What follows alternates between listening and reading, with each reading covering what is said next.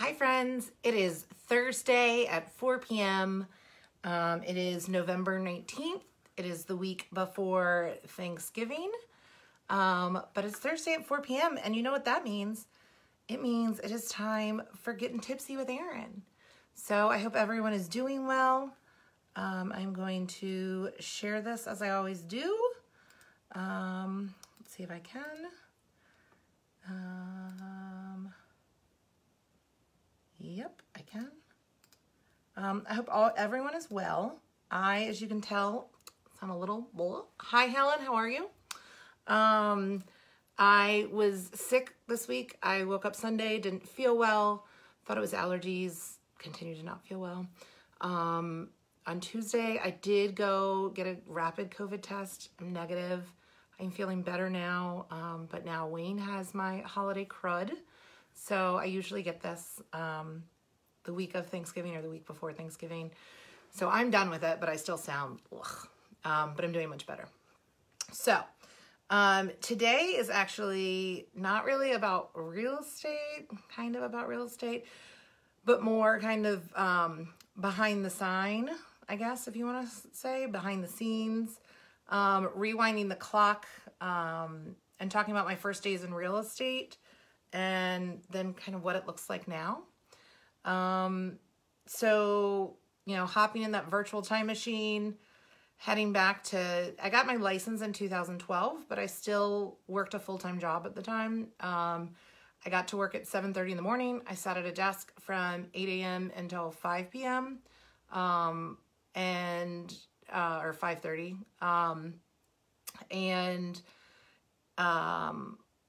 I did that Monday through Friday and had a regular desk job. And so I was trying to start selling real estate part-time and was teaming up with my mom, figured out you couldn't do that.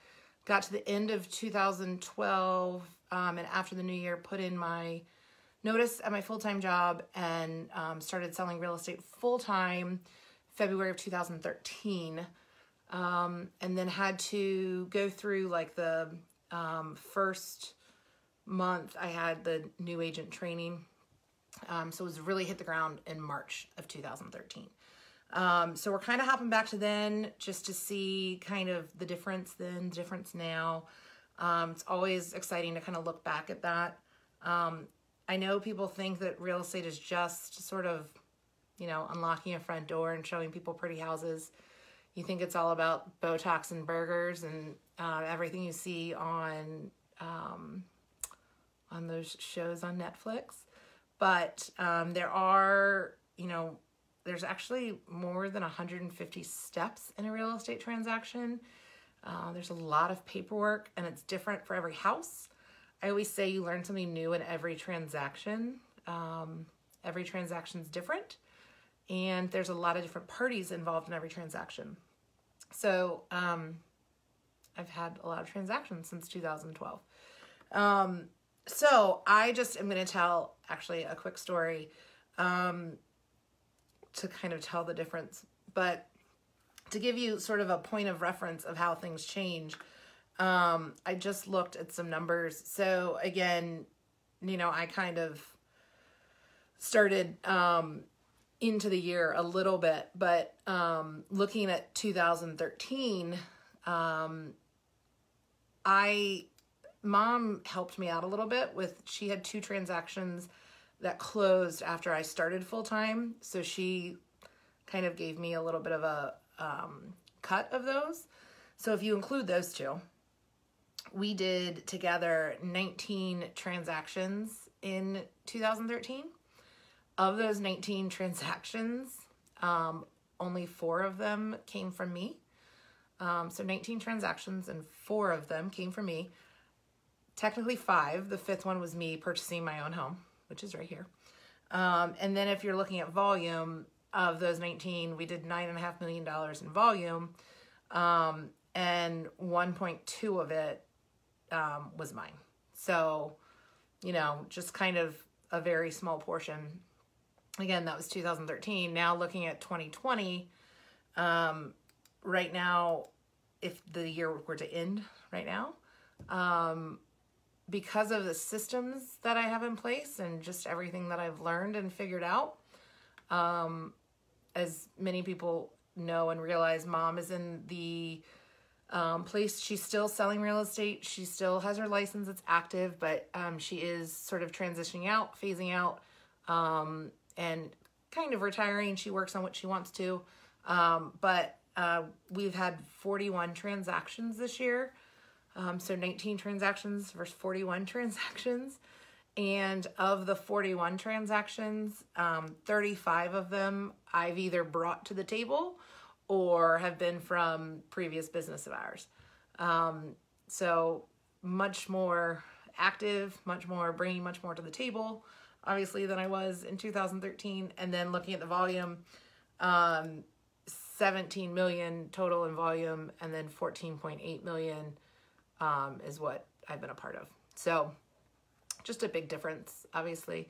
But really funny, just a funny story. So I came from, a 9 to 5, or I guess an 8 to 5:30 job. So I always thought you had to be at your desk. And so when I started, I I'd get to work every day, and I'd, be dressed all nice. And Mom said that Mrs. Wood, because we were William Wood, you had to wear dress pants, and you had to, I wear sandals now every day, flip-flops, because that's just me. But I had to wear dress shoes, and women had to wear pantyhose, which I don't own pantyhose anymore, but that's fine. But I would go, and I'd go to 7-Eleven, and I'd get my Big Gulp, and I'd be at the office, and I would be there, I got to sleep in a little bit, but I'd be there 8:30 or 9, and I'd get to my desk, and I'd be at my desk. So I was at my desk, and I was taking duty, which when you sign up for duty as an agent, you take phone calls that come in to the office for someone that just has a question or whatever. And I had signed up for duty as a new agent several times, and none of my duty calls were very relevant. If they're calling about a property that someone else in the office belongs to, then you transfer it to them. So that had happened a couple times. I got no calls sometimes. One person called me and asked me for directions to 7-Eleven. So that was kind of how my duty calls had gone. But this one morning I'm in there, and they said, "Erin, you have a duty call." And so I picked it up, and this guy said, "Hi, my name is Chris, and I need someone to list my house." And I was like, "Oh, what?" And I didn't know what to do. And Mom wasn't in the office yet because she didn't come in at 9 a.m. like I did. And so I said, "Hold on one second." And I put the phone down, and I didn't even know how to put the phone on hold. So I put the phone down, and I gathered a piece of paper, and I didn't know what to do. So I took his name and his number, and I said, "Let me call you back in a second." And I hung up the phone, and I called my mom, and I said, "This guy wants me to list his house. What do I do?" And she said very calmly, "Just get his address and set up an appointment, and we will go and see him." And I said, "Oh, okay." We did. And we ended up listing his house, and that was one of those 4 transactions that I brought to the table. And we closed that. Let's see. That was in May of that year. We closed that.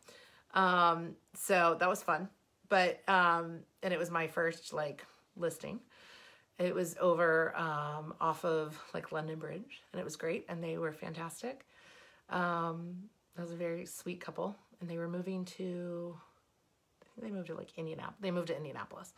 But anyway, now I have systems in place, and I have, if anyone calls, I know exactly what to do, and I've got a sheet of questions, and I can pull up their tax record immediately, and I can find out about the house, and I know what to do, and I have a whole process, and I can find out more in a hot second than they can even tell me. So it's just funny to look back at my, oh my God, what do I do? Versus now, I could pretty much walk into their house with a listing agreement already filled out and say all right, this is what we're going to do, and we can list your house by tomorrow. Things have changed definitely as well. We've even in the, what has it been, 8 years that I've been an agent, the contract itself, I want to say the entire package, just a normal listing package, has gone from 25 pages to 37.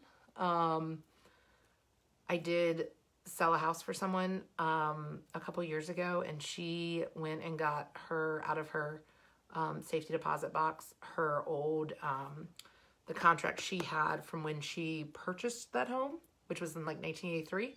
And then the contract from when, that's my Ring doorbell, the contract from when she listed the townhouse that they sold to buy the home. And the listing agreement was 1 page and the contract was 2 pages. And that was from like the early 80s, but it's a lot bigger now. But anyway, just a couple, like, looking back at things. It's just fun to see how real estate has changed. It's constantly changing. But it is definitely important to have a professional that's helping you, that knows, you know, is keeping up to date with the changes and knows what's going on. So I hope that was entertaining to you to learn a little bit about my background and kind of things that have changed in my life and changed in my process. If you have any questions, always reach out and ask. I'm here. And I'm actually changing up my schedule next week because of Thanksgiving. No one's going to join me Thursday at 4. You're probably going to be sitting down eating Thanksgiving or watching football. So I do have a little bit of a change. I think I'm doing it on Wednesday or maybe Tuesday. But I did schedule it. I am going to next week be on Tuesday. I will see you Tuesday at 4 next week.